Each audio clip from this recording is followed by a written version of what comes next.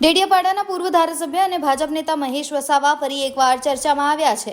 મહેશ વસાવાએ પીએમ મોદી અને યોગી આદિત્યનાથને લગ્ન કરી 3 બાળકો પેદા કરવાની સલાહ આપી છે। ત્યારે ભાજપના નેતા મહેશ વસાવાનું આ નિવેદન અત્યારે ચર્ચાનો વિષય બન્યો છે। મહેશ વસાવાએ પત્ર લખતા જણાવ્યું છે કે 2005માં કાયદો બનાવવામાં આવ્યો છે, જેને 3થી વધારે બાળકો હોય તેઓ સ્થાનિક સ્વરાજની ચૂંટણીઓ લડી શકશે નહીં।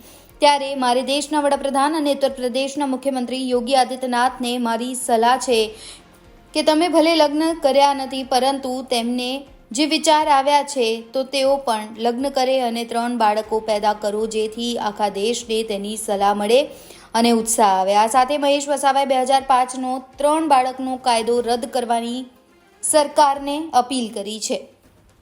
વધુમાં તેમણે કહ્યું છે કે વધુ બાળકો ધરાવતા પરિવારની આર્થિક સદ્ધરતા માટે મારી પાસે હલ છે। સરકારની સલાહ જોઈતી હોય તો મારી જેવા જે જાણકારો છે તેમની સલાહ લેવી જોઈએ અને પ્લાનિંગ કરીને આ કાયદો રદ કરે તેવી મારી સલાહ છે। મહત્વનું છે કે આગામી સમયમાં સ્થાનિક સ્વરાજની ચૂંટણીઓ આવી રહી છે, ત્યારે સ્થાનિક સ્વરાજની ચૂંટણીમાં 3 સંતાન ધરાવનાર ચૂંટણી ન લડી શકે તે નિયમ છે, તેને લઈને તેમણે મુખ્યમંત્રીને પત્ર લખીને આ નિયમ દૂર કરવાની માંગ કરી છે અને આ સાથે જ પીએમ મોદી અને યોગી આદિત્યનાથે લગ્ન કરી 3 બાળકો પેદા કરવાની સલાહ આપી।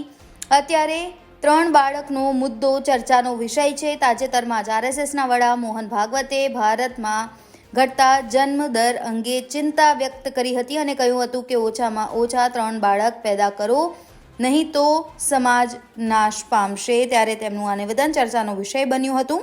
તેવામાં ભાજપના જ નેતા મહેશ વસાવા ભાજપ સરકારનો વિરોધ કરતા રાજકારણમાં ગરમાવો આવ્યો છે।